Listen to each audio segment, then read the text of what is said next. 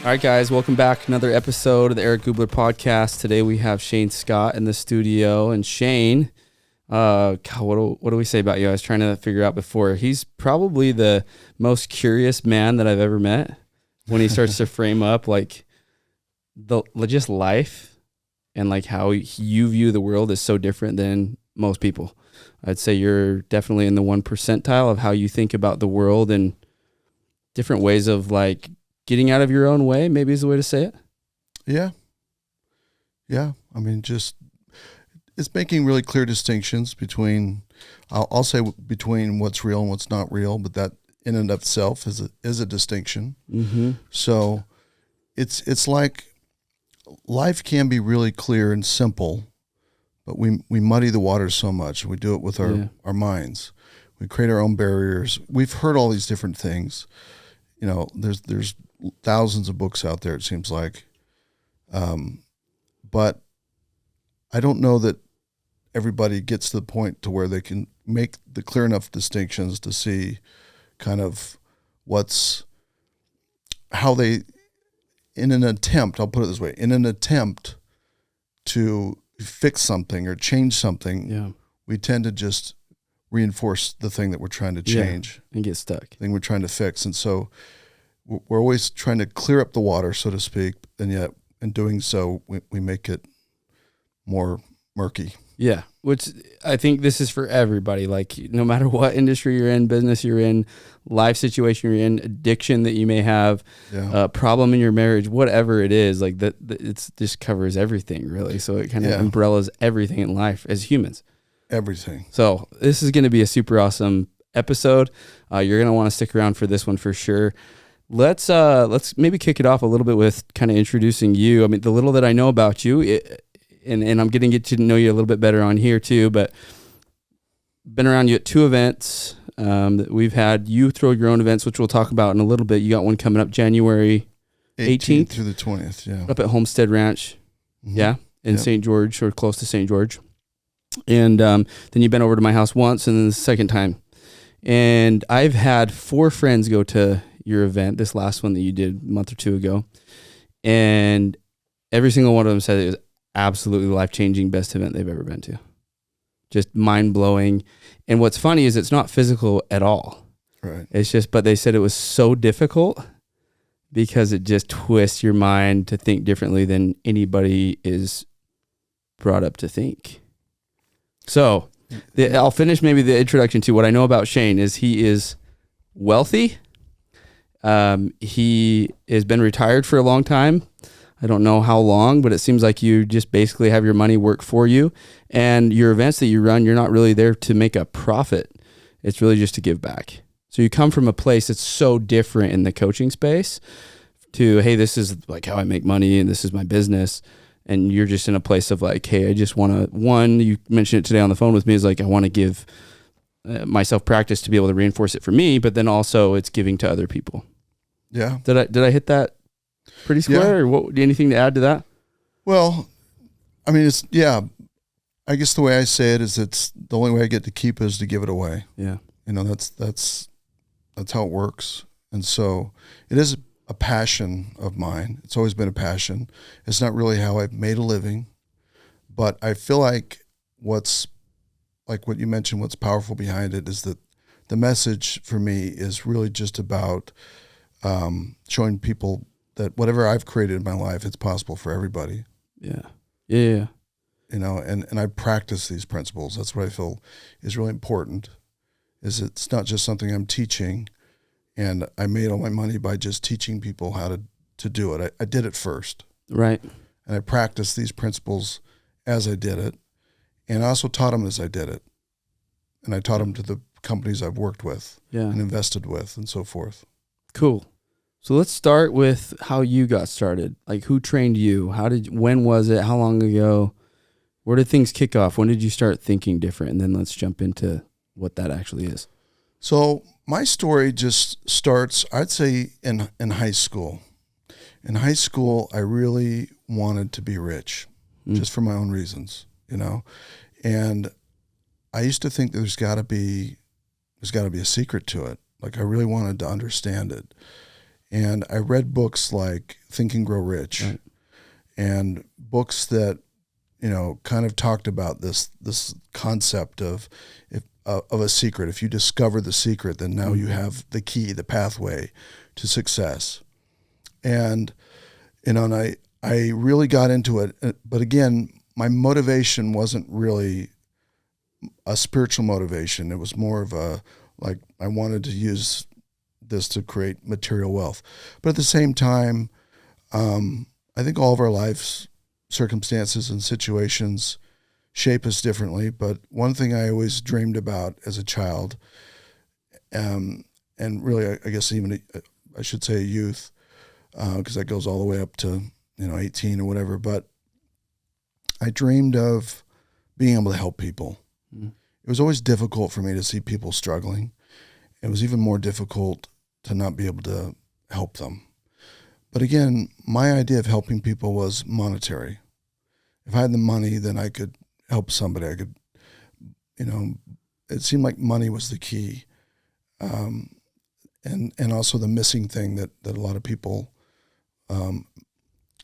were struggling with in life. Yeah. Somewhere money was tied to it, and that money could solve a lot of problems. Mm-hmm. And so that's where my journey started.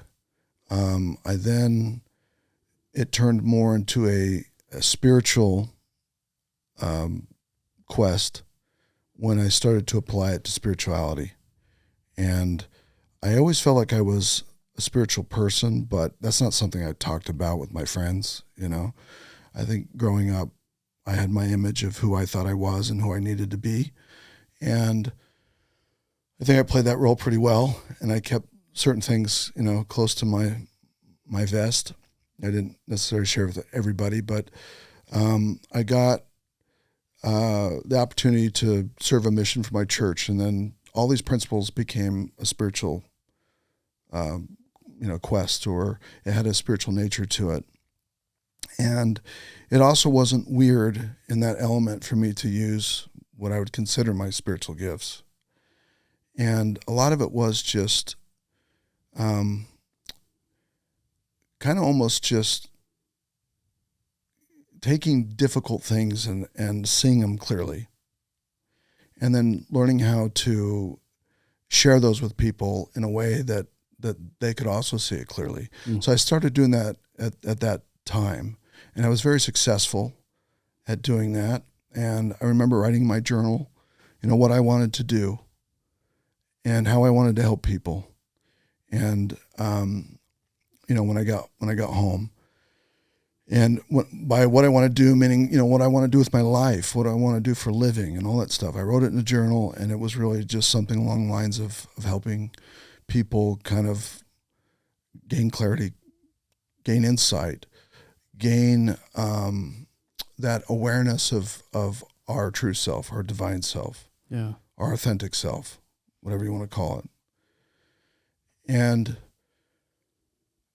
I came home from serving this 2-year mission, and I heard people talking about some training that was an experiential type training and what they got out of it. And I thought, wow, that's exactly what I want to do. That sounds amazing. And normally in these programs, people are referred to them. I was one of the unique people that just signed up. And I think a lot of people were shocked that I just signed up. Mm-hmm. What was the program called back then? Back then, it was called Harmony. Harmony. And Yeah. who led it? It was led by a guy by the name of Hans Berger, Okay. who later left and formed a company called Impact, and I think is still in business. And so I went through this program. I thought, man, this is amazing. This is exactly what I kind of had envisioned of ways that you could really crack people open to the point of them almost on their own, seeing their own insanity, and then seeing what's beyond their walls, seeing all the different things that are maybe in their blind spots. And it took courage, Yeah. took risk, took commitment to get through it. and not everybody made it. But I was excited about it. Yeah. And after that, I felt like, this is what I want to do. And so I kind of went back and started working with that company. But at this time I was also, going to college and I studied philosophy. I didn't intend to study philosophy. I was studying communications, then I switched to business. And then I took one philosophy class as an elective, and it changed my whole life. Huh. And so I switched my major to philosophy. I didn't really love school, like most people don't. Well, I don't know about most, but there's a lot of people that don't. Yeah. At least you hear from the people that don't, right? Mm-hmm. And so I thought, if I'm going to be in school for 4 years, I want to enjoy it. I want to study something that's exciting. So I studied philosophy, and I did an emphasis in theology, which was just fascinating to me. And I was, again, one of those people that really wanted to know the answer. Mm-hmm. What's the truth? And I wanted to, it was just a quest of it. Just that. I knowing the answer felt like that's where the power was. Yeah. But knowing the answer of life, knowing the answer of how to make money, but because that was the key for you. But it kind of switched from money to everything, really. From the physical world to the metaphysical world. It just kind of took on a whole different, whole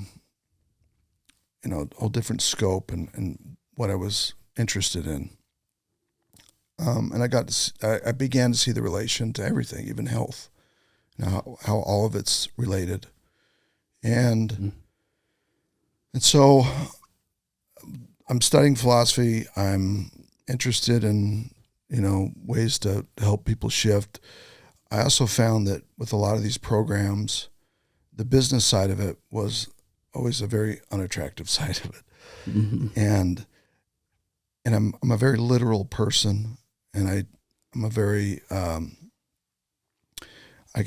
loyal person in the sense that if this is the truth, I'm going to live it type of a thing. Yeah. And I got a little discouraged when I saw that a lot of times, not just this program, but a lot of programs I got affiliated with didn't necessarily practice what they were teaching. Mm-hmm. And I got to this point where I felt like, you know what, I love business. I'm going to go out and practice this stuff. And then that would just give me more evidence to show what works and what doesn't work by my own experience. And so I went from philosophy into business. But I've always been an entrepreneur. Yeah. I had my own businesses as I went through college, and that was never scary to me. So I went into business and practiced these principles every opportunity I had. I would teach courses or do whatever I could. And I think from then to now, that's like the early beginnings, it's been a quest of discovering new ways to try to describe the indescribable. Because I've got to a point where I realize that the answer is the problem. Like coming up with an answer, now I've got something to defend, something to be right about, and it oftentimes closes me down to other possibilities. Mm. And so I took much more of a Eastern philosophy approach to, I guess, maybe the metaphysical world and my sense of self. And in this process, it's been amazing to see the shifts that have happened, not only in my life, but in the lives of the people that you've helped I worked with. Coach, yeah. And in all different walks of life. You mentioned it earlier.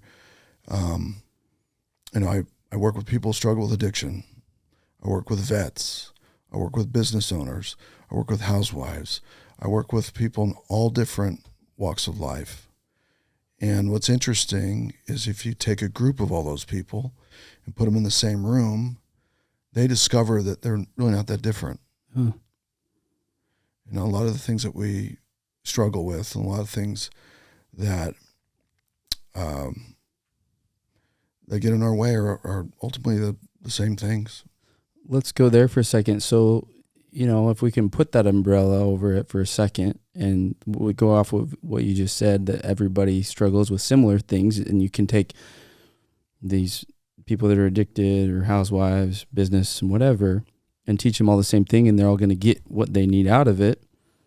Where do you start? I mean, what's maybe the number one issue that all of them have? Could you put your finger on one? Yeah. It's fear, obviously fear, but fear of what? I feel like it boils down to everyone, the fear of not being enough or being unworthy or some higher power is going to deem them that. We're even more concerned about, in my experience, we're even more concerned about someone somewhere else than we are even around the people that are around us. Yeah. I find that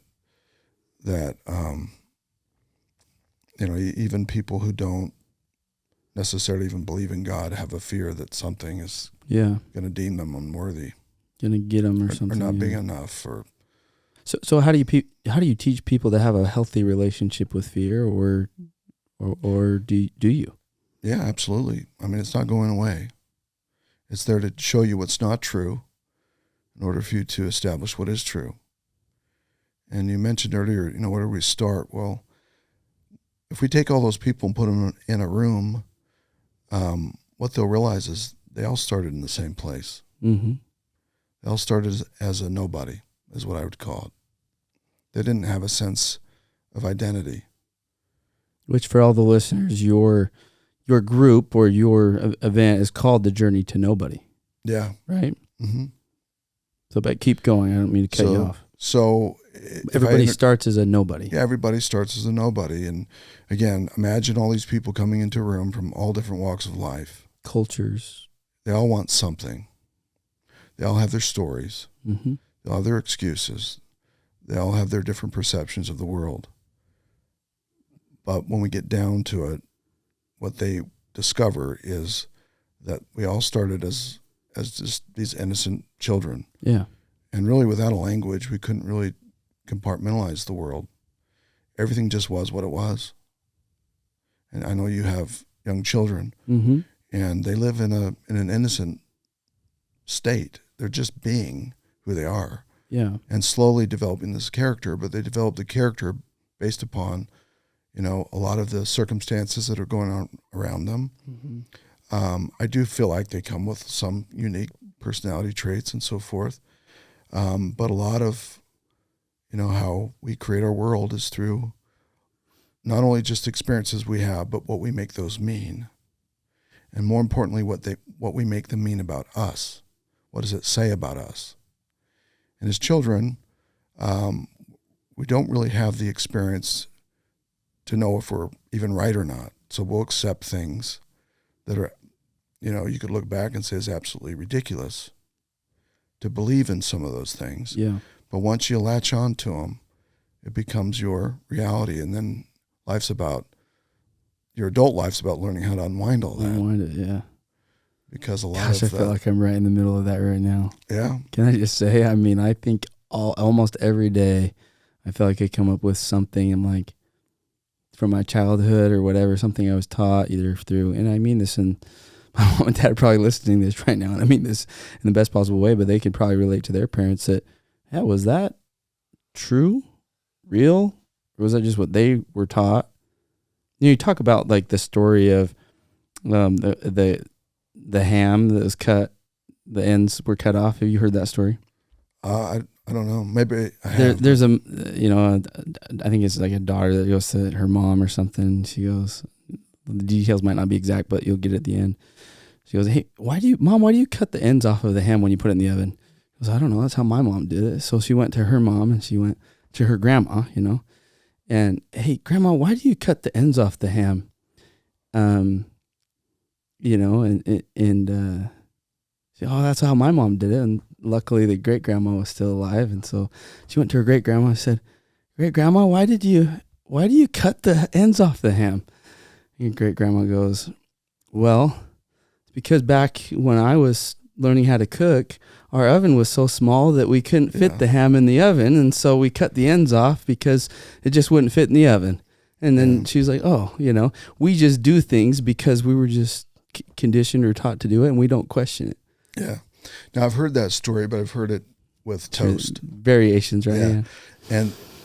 And I also heard this part of it, which I think is interesting, is that when the little girl asks her mom or whatever, she said, because it makes it taste better. Mm. So she had an answer for it. So she believed that cutting it off made it taste better. And as you trace the story back, you find out the truth is it just wouldn't fit in the toaster. Wouldn't fit in the toaster, yeah.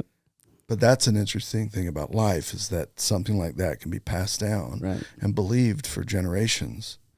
And yet, if you trace it back, it really had nothing to do with that. Yeah.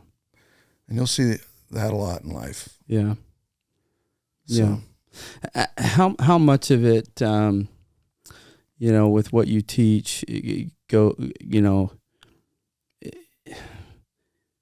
how do you help people see what is real and what is not? We've talked a little bit about it in the events, so I'm leaning into that and hoping to get into that a little bit. And it's hard to grasp and put your mind around, but in the clearest way that you can try to explain it in a short amount of time, how do you help people distinguish between what's real and what's not real?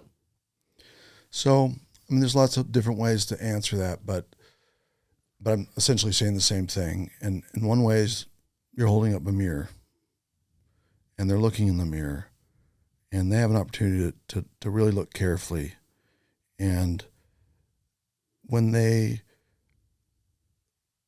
see the walls or the beliefs or the results of what's happening in life and the result of where their life is, and they can see their part in creating the walls that have created all those barriers or created those experiences or created those results. So in a way, it's like holding up a mirror, but at the same time, it's getting people essentially to not have to make everything mean something, which is another way of saying getting out of your head and into your actual experience. Your actual experience is what's actually happening, regardless of the story you're telling about it. Yeah. And where does the story come from? Can you say that part one more time? Because I think that is a key point.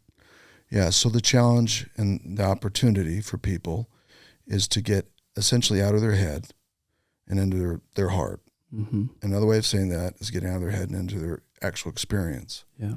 What's actually happening. Instead of the story that they attach to the experience. Right. So you take something like, if somebody's in the energy of anger and they're experiencing anger, but they're telling a story about why they're angry, and their story justifies them in being angry. And if we could just say, okay, without the story, what are you experiencing? Well, it's just a tightness in my chest. Mm. The actual experience of it is not the story of it. The experience of it is occurring in an energy inside your body. Yeah. And we talk about emotions, and it's partly emotion, but it's not all emotion. It's an energy in your body. And what's important is to be able to feel that energy and realize that energy that you're experiencing is more real than the story that you're telling about it. Mm. And the challenge is that somewhere in life, someone didn't want to feel that. So they stuffed it, they blocked it, they created a resistance to it. And that's why it keeps coming up. But the mind's believing that what's causing it is coming from the outside world. Right. And so they try to arrange the outside world in such a way to make sure that doesn't get triggered. Yeah, but they can't control the outside world, so then they just go through the loop. Yeah. Let's take a specific example if we can. Let's take an addiction.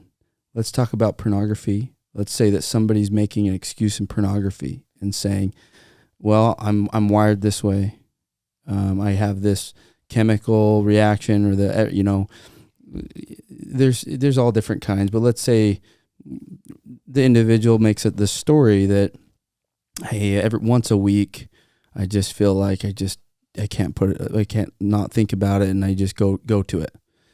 And I just can't seem to stop. And man, if the people just didn't, people meaning the industry, the porn industry, didn't pump billions of dollars into it and make it so enticing, and it's just access to it, and it's on my phone, it's on my computer, and all this stuff, all these outside things, then God, I could probably do it. But I live in a day and age where, man, it just doesn't seem possible. They're playing these stories. That's a tough one for me. Can you break that down? Can you tackle that? I mean, what would you tell that person? And I get that maybe that's a difficult one. I don't know. Well, we're talking about pornography addiction, but it's really applies to all addictions. And it's important to note that addiction is just a way to avoid. And it's really the symptom of something else. There's something else going on. Mm. We use our addictions to fill holes inside of ourselves. And it works, but only for a short period of time. It doesn't ultimately work. But we'll keep doing it over and over again because we think that it's going to, fill that hole. And even if it does it temporarily, we still feel like that's better than whatever we're running from. So if I'm working with someone who's struggling with addiction, I want to get down to the bottom. What's the fear? What is it you don't want to experience? And if we can get down to the bottom of what that is, and even working with people who struggle with addiction, once they get down and they step through that, the addiction tends to take care of itself. So we're dealing with it in the world of fear, but fear is an energy, just like love. Yeah. And we're talking about transformation, and transformation is that shifting of energy. Mm. And so it's not just a new belief system. It's not just changing someone's behavior. So what I found, again, with working with people who struggle with addiction, and a lot of them, it is pornography addiction, is when they get that once someone feels like they're unworthy or worthless, and they believe that, they put energy into that, their behavior becomes such that they attract things in their life that reinforce that fear. Mm. Pornography or any sort of addiction is just one of those things. Mm.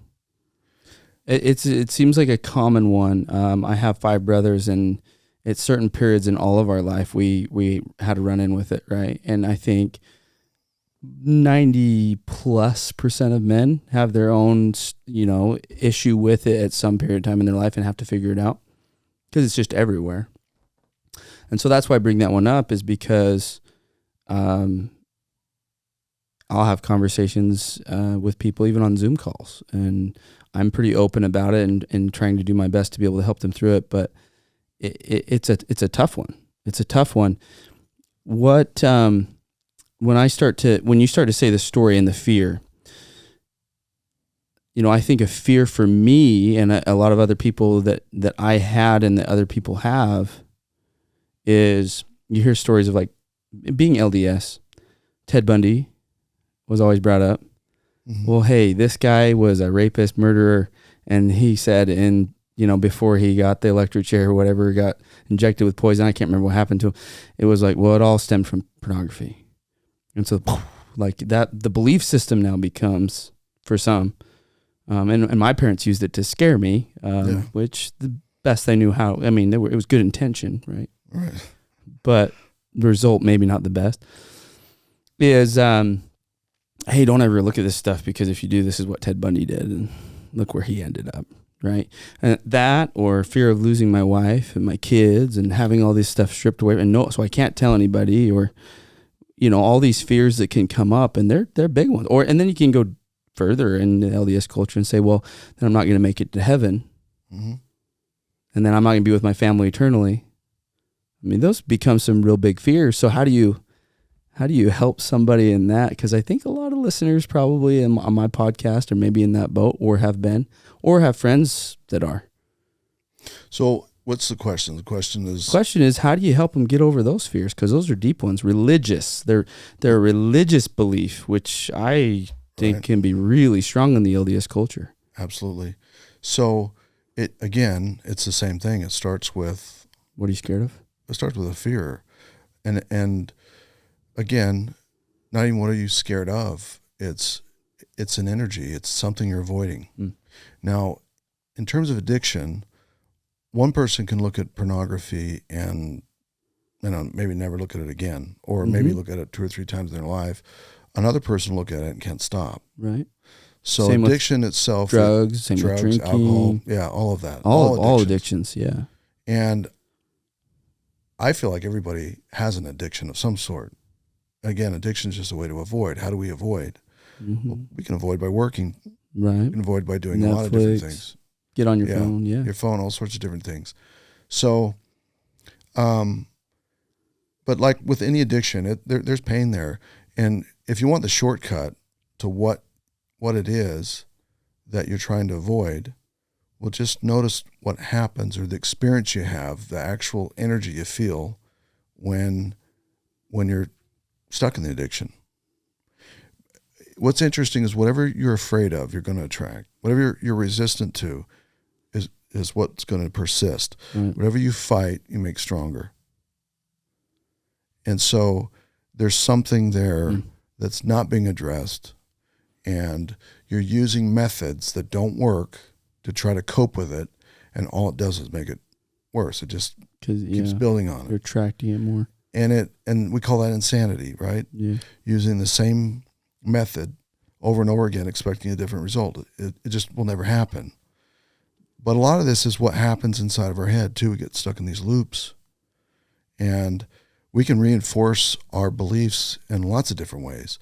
And one way that we can reinforce our beliefs is with religion or whatever. We can, if you feel like you're a bad person, or you're unworthy or unlovable, you'll find lots of evidence to support it. And so, I've seen people who are really religious and people who have never been religious, and they still find ways to punish themselves. For things and choices. Yeah. So when you hear a lot about affirmations in the entrepreneurial, well, how do you feel about affirmations? And I feel like affirmations are powerful tools. Okay. You say that word a lot too, right? Tools. The tools are not the source of truth. They're just tools we use to guide us to the truth, essentially. Too often we take the tool and think that I found the source of truth. That's what I was looking for, right? Yeah. I was looking for that tool. Like, what tools do I use? And and hopefully I get better tools than somebody else, and I get some sort of an advantage. Would you say religion is also a tool? It can be. It can be, but like any tool, you can use it for you or against you. Okay. And then, I mean, this stuff is fascinating to me, so I'm just literally thinking about these questions on the spot. When you have these tools and you're using them, but it's not the answer. It's not the answer. It's not the truth, is what you're saying. Well, think of this. Language is a tool. Mm-hmm. What I'm saying right now is not the truth. That my goal is not to give you a different belief system or anybody else a different belief system. It's not to give you a new frame of thought, so to speak. That may happen, but that's not what I'm intending to do. If I'm going to use language, I want to use it in a way that's going to guide somebody outside of language and inside of their heart to that indescribable knowing. So, intuition? You can call that spirit. You can call it that. Is another acronym maybe. Natural knowing, source, intelligence, enlightenment. Yeah. Whatever it is, we don't have words for it. Okay. But we can experience it. Mm-hmm. And we do experience it. And oftentimes when we do experience it, we then try to make it mean something, and then we destroy our experience of it. Yeah. And that's very human of us to do. Yeah. And I don't know if we're ever going to stop doing that, but the important thing is to acknowledge that that's what you're doing. And I feel like the more you bring awareness to it, the less likely it's going to happen. And even if it does happen, you have a way to unwind it. You won't get stuck in it. Let's talk about money. Let's go from addiction to money. What are people most scared of that you work with money? Why are they afraid of something with making money? That seems like counterintuitive to me. What are they scared of? Well, I think, again, by nature, we'll just call it our ego self, or our identity, lives in a sense of scarcity by nature. There's not enough. There's never enough, or there might not be enough. And that's a survival mechanism. Mm-hmm. And so I feel like when we live that way, we will obviously create that as a reality. And and then you find someone who doesn't live in that world, and they just don't experience that. And if you say something like money's hard to make, they look at you like you're speaking Chinese. Mm. One of my best examples that I like to use to describe this is Forrest Gump. Okay. I know it's, he's a fictional character. I know it's not a documentary, but if we look at the character, he was too stupid to ever even consider the possibility of failing. Yeah. It just didn't exist. Yeah. And whatever he did, he just did it. And really without a whole lot of meaning outside of the sake of just doing it. Mm-hmm. And you took someone who, had braces on his legs, but he taught Elvis how to dance. A lot of us as kids, I know that would have been embarrassing, and maybe you wouldn't have wanted to go to school, and we could have been traumatized by that. But there was something in it something beautiful came out of it. Let's put it that way. He gets bullied by kids and takes off running. Well, that gets him a full ride scholarship through college to Alabama, right?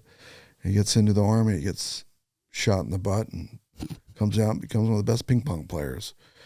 And made a promise to Bubba that they'd start a shrimp boat company, and took the money he made from his earnings from playing ping pong and went and bought a boat. Everyone just said, "Are you stupid?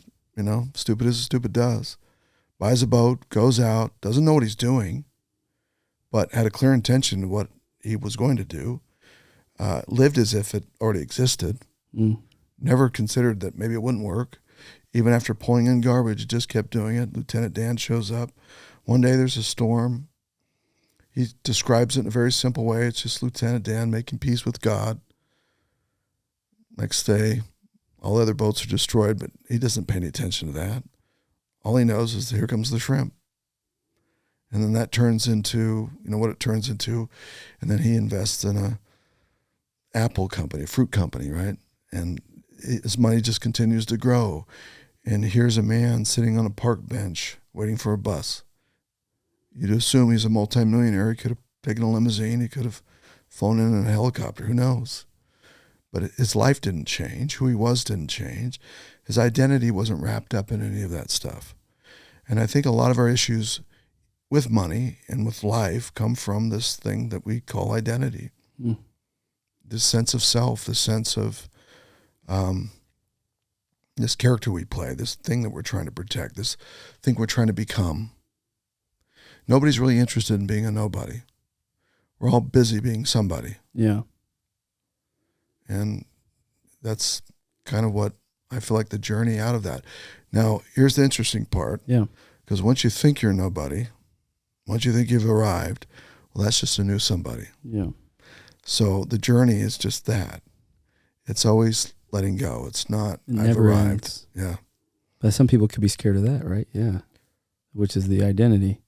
Maybe it goes back to that, but you're like, oh, I'm scared that it never ends. But that means there's more pain, or that means, Yeah, maybe. Could be for somebody. But resisting it will just ensure that there will be more, because resistance brings pain. I feel like a lot of our emotional pain are just unexperienced experiences. Say that again. So most of our emotional pain, most of the stuff that comes up when we get triggered or whatever happens in life that causes emotional pain, they're just unexperienced experiences. Huh. They're things that we were not willing to experience in the past, so they keep showing up over and over and over again. Give us an example of... Well, let's just take the feeling of feeling worthless. Mm-hmm. Let's just use a real life example. Okay. And maybe go walk through this whole process. And have you ever coached T-ball before or watched kids play T-ball? My kids have played T-ball. Haven't coached it, but I've you watch two kids that have played. Yeah. And then how do kids play T-ball? Somebody hits the ball and they go to it like bees to a hive. Yeah. But they go out in the field and they just go stand wherever they stand. And what are they doing? Well, just whatever they're doing. Yeah. And, some kids are thinking, I got a hat, you got a hat. We're playing baseball. They're excited about it. Other kids are just there because their mom signed them up. They saw a dandelion or they're kicking the dirt or whatever. Excited for the free snow cone after the game. Right. Yeah. One kid hits the ball, they all go and get it. Yeah. The kid that gets it grabs it and holds it up and says, I got it. I got the ball. Coach tells him to throw it to first base. Doesn't really know what the first base is. Just throws it. Chucks it anywhere. Yeah. 360 degrees. And then the other kid's running the bases, and I always found it funny that they'd run to first and then just naturally just turn and start running to second. Never thought to stop. And a lot of times they just run the whole bases, and they made a home run off a ball that went about 10 yards. Right. But in their world, they're playing baseball. Yeah. It's innocent. The stakes aren't that high. And at the end of the game, you ask them who won, and of course they say they won. Everybody won. Yeah. Well, because they're high-fiving each other for all the little individual things they did. And yeah, I remember my son playing, and every kid scored, and they had 10 kids on their team. The other team only had 9, so he said, well, we won. We had more points. Yeah, yeah. And I got to coach T-ball, and that was always fun and entertaining. And I remember watching a kid pick up a ball and chase the kid all the way around the bases. And then between second and third base, he tagged the kid. And the kid just stopped and turned around and thought, well, I'll just join this team. So you see all those things, and the adults are saying, isn't that cute? Yeah. These kids think they're playing baseball. In their world, they are playing baseball. Their world, they're just living in their experience, just 100% innocent. Mm-hmm. And as kids grow up, the stakes get higher. They soon get into coach pitch or machine pitch, and then eventually they get into kid pitch. So I have a son who started out playing T-ball, went into coach pitch, then eventually got up to kid pitch, still played baseball with that same innocence. Here I am with my friends. We're having a good time, and I'm playing baseball. And he got up to bat, and the kid throws him 3 balls. He swung at all of them and missed. So he's out. Mm-hmm. No big deal. It's baseball. On his way back to the dugout, one of his teammates and friends passed by and said, you suck. So in that moment, he began to feel something. And what he may have felt was feeling worthless. So he wants to make it mean something, because I don't know why I'm feeling this way. There's that part in our mind that's a meaning-making machine that's got to make meaning out of everything. What does this mean? Well, it means that if I don't do well in baseball, it means whatever he made it mean, by the way. Yeah. Because we all make our own meanings. But for him, he made it mean that if I struck out in baseball, that means that I suck. And this is what suck feels like. It feels worthless. And baseball can do that to you. So he quit. Never played again. But not only that, I saw so many moments in his life when there was an opportunity to fail, and he would quit before he failed. And what did he end up with? Failure. The thing he was running from was feeling worthless. What did he feel when he was running from feeling worthless? That. Yeah. It didn't go anywhere. That is an unexperienced experience. The only way for him to get out of that is to actually be willing to experience worthless. Experience the pain. You got to be willing to. Or whatever you're scared of. And look forward to it in the future. Because in the future, it could come back. You don't want to live in fear of the future. Even if I'm able to handle it right now, if I'm afraid that it's going to happen in the future, then there really is no future. So whatever I'm afraid of in the future is actually going to translate into the now. So my body's feeling it now, even though it's not happening. And so, again, that's another excuse of not living in reality. But have you worked with people that are suicidal? Oh, absolutely. Yeah. Mm-hmm. What are they scared of, most of those people? Not mattering. To anyone. Yeah. Not being able to... Not loved or cared about. Yeah. Mattering. Or also just, I'm never going to get out of this. I'm never going to make it. I'm stuck. I'm lost. There's no hope. But ultimately, somewhere, I feel it comes down to mattering because they're willing to end their life because their life has no value. Mm-hmm. How do you lump in mental illness and chemicals and different things? Well, on some level, we are all mentally ill, but there definitely is chemical imbalances and different things. Mm-hmm. And I look at that as, there are certain things we can become aware of, and part of life might be just learning how to live life and have those struggles. Yeah. That happens in life. Yeah. Some people are born with one arm, and they get to live life and have that experience. So, people can be bipolar. There's a lot of different things that might even require medication or whatever, but the goal is not to allow those things to rob them of the experience of living life. We all have different excuses and reasons for why we can check out of life or not live life or feel like, we don't matter. Mm.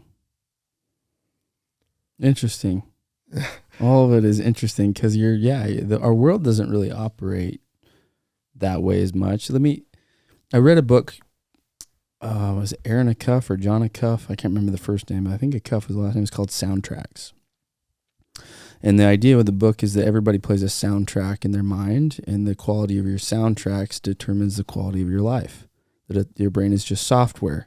And if you think about it that way as a supercomputer, that the soundtrack that you play, in other words, Michael Jordan played a soundtrack that made him one of the best basketball players in the world, right? Or whoever you want to insert there, if you like Kobe or LeBron or whatever. Not the point. The point is that they have a soundtrack that made them elite.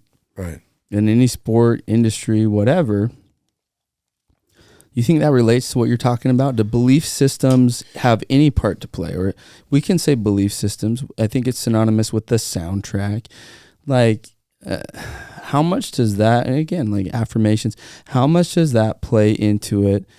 Or should we try to quiet our mind more and just look inward? And I mean, how does it all relate? I think I'm almost there connecting the two, because a lot of mastermind groups or, like gurus out there, like change how you think and grow rich and all this stuff. Yeah. Does it correlate? Does it overlap? Is it the same? Is it different? It is, but there's important distinctions to make. Your mind is a very, very powerful tool. Your mind literally makes up your reality. Mm-hmm. What you choose to believe becomes real. And oftentimes, the struggle is that once you've developed those beliefs, you act them out, you develop deep feelings about them, your ego doesn't want to be wrong. Yeah. So even if it's a belief that isn't getting you what you want, you still won't let go of it. People are more interested in being right than getting what they want. Yeah, that's such an interesting thought. And so you could take someone like Michael Jordan or, whoever goes out and has a certain mindset, creates something. Now that's one thing. One of the challenges in all that doesn't always get addressed is his happiness, satisfaction, and all that stuff tied to what he's doing, tied to his success. And then what happens if all that went away? Who would he be? So a nobody. Right. But people don't want to be nobody. So their sense of self-worth isn't coming from the source. It's coming from their ego. It's coming from their identity. Yeah. And I feel like if you really want true value in life, you can go out and become a billionaire. I know billionaires, lots of them. They're not necessarily happy. I know a guy who's a billionaire who literally is drinking himself to death. Mm-hmm. There's nothing else to do. He lives in an altered state all the time. Mm.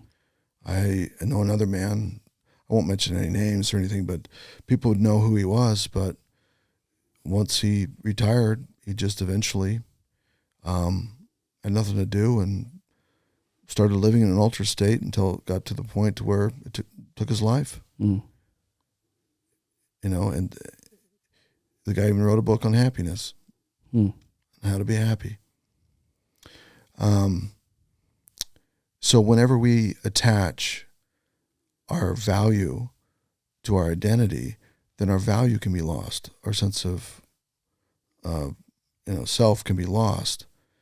The key is that to be where you're at, find your value from the actual source, not from what you do, not from what you have, not from who you are in the world, what other people think of you, because that's all fleeting. Yeah, that can all change. In fact, it is always changing. If you're trying to keep up an image, that's a lot of work. And so you got to be. When I tell people who want to be wealthy, you got to be just as willing to be poor as you are to being wealthy. If you really want to experience abundance, you got to be open to both possibilities. And I feel like that's a powerful principle. If you want to experience worthiness, you got to be equally willing to experience unworthiness, because you will. In fact, you wouldn't know what worthiness was unless you experienced what it wasn't. Right. But once we discover what it isn't, we spend our whole life trying to make sure we don't have it or experience it. But I think part of being human is having the experience of being worthless or feeling worthless. You said something at this last event that I really liked. I think you said it, so don't let me put words in your mouth. Talking about not wanting to or wanting to experience something. And what was it? You were talking about how, God, and I hope I don't lose it. We can edit this, I guess, if we have to, or not, just keep it raw and real. Oh, man, it's like it was right on the tip of my brain.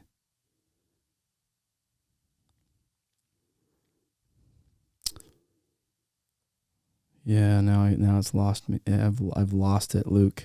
You're gonna have to edit this one because I've lost it. God, and it was so good too. We're talking about. I think in that, I talked about what's real versus what isn't real, and what's real inside of an experience. Is that something along those lines versus the? Maybe it'll come back. No, maybe it'll come back, and we'll just keep rolling with. It'll come back as I think about it, but regardless, at the event, there were so many people that asking you questions, trying to figure out the answer. But again, we're just seeking for an answer to prove that it's right, or stability, right? We want certainty. We want certainty that what we're doing maybe is the right thing. We're not comfortable being uncertain. So much so that we'll believe a lie because at least we've got something. Can you go too far the other way, though, or you're just being kumbaya all the time and that life doesn't have rules or meaning? Or Well, see, I don't think that that's what that means. I think in our mind we think that's what it means. I really feel like if we were really in tune with our authentic self, I'll call it, or divine self. Remember what it was. Okay. It was like, when I say like kumbaya, and then you're saying like, that's not what it really means. God, am I losing it again? I swear, I don't know how to get this thing out. Yeah. It's like the most fascinating thing, and I just lost it. Keep talking. Keep saying your experience. It's going to come back to me again. And I'm just going to blurt it out this next time. Okay. But keep going with that. You think that that's what it means, or we think it means when we talk about, kumbaya and just being like not caring at all. We associate. Yeah. So we have this idea that you wouldn't have morals, you wouldn't have values, you wouldn't have any of those things if you didn't have this framework, if you didn't have fear to keep you in check. Yeah. It's like we feel like a lot of why we do what we do, we feel like fear is what keeps us from doing that. You had a great example earlier when you said that, one thing that terrified you about pornography is what your parents said about Ted Bundy. Right. And that story would be my story, because that's what happens. It's just a very clear path. Right. And so what I've found is that when people are really connected with their true self or their higher self or whatever you want to call it, their divine self, that they would never do anything that would harm another person. Like, we have innate values. And more importantly, I feel like you'd see everyone else as a different version of yourself, and knowing that hurting someone else would be just hurting you. I feel like it would create a different perspective. If you're really living in your heart, create a different perspective that that all your thoughts and all your actions and everything would be rooted in love. Mm. And only fear would tell you to be afraid of it, you know? Yeah. And it's like fear is that thing that's got to exist, and it'll fight. It's like the ego mind. It'll fight to make sure it has a say. But so I remembered what it was, and it goes right along with what you're just saying. Test and experience. So don't let me forget those two words. You said something like I thought that life is less of a test and more just experiencing experiences to you. So is that right? I don't want to put words in your mouth. Well, but in the LDS culture, okay, mm-hmm. and I say that culture on purpose. There's a belief system there that says that, hey, we're up with God, and then we came down to this world and earth, and a lot of Christians believe this in some capacity, that hey, we're being tested to see if we'll choose Heavenly Father's plan, and then make it back to live with Him again. Right? It's a test. Yes. And one of the things that you said is, I think it's less of a test and more just letting us experience experiences. Because God would have had to have known, being all-powerful, all-knowing, omnipresent, everywhere, that we can't be successful at the test 100%, right? And there's a whole lot there, but we don't need to unpack and go down that rabbit hole. But the whole just focusing on test versus experience, how do you view that? Well, I mean, again, the idea of a test, the idea of consequences, the idea of all these different things, and the way that occurs inside of our mind is generated in fear. Yeah. Yeah. Fear I'm not going to make it in religion. Fear I'm not going to be with my family. Yeah. Huge ones. And then people can get all up in their head in that fear. Yeah. And then the result can probably be a bunch of different things. So much so that people have lived in that fear have killed themselves, committed suicide over the fear that there's no hope for them. So people, let's just say, we can say the LDS community, but a lot of different Christian communities. Well, and it even hit me that maybe atheists are just scared that they're not going to make it. So, well, it's easier to believe and have the belief system there isn't anything. Yeah, could be. Because now I don't have to, but they're afraid of something, probably. Yeah. And closing their mind to they would rather be right than know the truth. Yeah. Well, what is the truth? Well, and I think even atheists get to a point where they're saying, look, all these things you're saying, I don't like this. This doesn't feel right, or whatever they go through, or there's, I'm sure, lots of different variables. There could be people that are just angry and want to shut God out, or whatever it is. But ultimately, our experience is what's real, not the thoughts you think about it. So the ideas that we have around a test, the ideas we have around, am I doing it right? Even the concept of right is a lot of it's generated out of fear. And it causes your actual experience of life to be somewhat miserable, because you never really feel whole. You never really get to that space of happiness, because there's always that voice that says, no, you did this wrong, or you didn't do this. And I even remember being, a missionary and asking people who I thought were the most faithful people, if you were to die today, where do you think you'd go? And nobody thought that they would go to heaven. Like, nobody thought that they would go to the highest realm of heaven, and that everyone still felt like even thinking that made them not humble. And that's one thing that would get them from going there. And I even remember having thoughts like, why are we doing it? You know, what are we doing this for? Yeah. And so I would say that a lot of the work I do is assisting people in living in their experience, but getting into their experience, but realizing what's generated from fear and what's generated from love. And I feel like that our heart lives in love, and our ego mind lives in fear. And too often what our ego mind's doing is it's shutting down our heart. And the goal here is that our heart teaches our mind and not the other way around. And we don't really experience life, or at least we're not conscious of our experience in life. There's a lot of the spiritual teachers teach about living in the now. I'm a big fan of Eckhart Tolle and Ram Dass and Alan Watts and a lot of powerful spiritual teachers that, you know, in a way are bringing people back to the very basics, bringing people back to the t-ball field, just living in your actual experience without all the stories, without all that. And you find that those children are in love. And, you know, anything that would cause them to take a toy or something from anybody else is always rooted in ego, always this concept of identity. And we get to a point where it's not just a toy and me. We associate with it. It becomes my toy. Once it becomes my toy, now you have something to hold on to. And we do that so many different ways in life. Not even the tangible things, but we do it to our inside of our identity. So a lot of transformational work is just unwinding all that.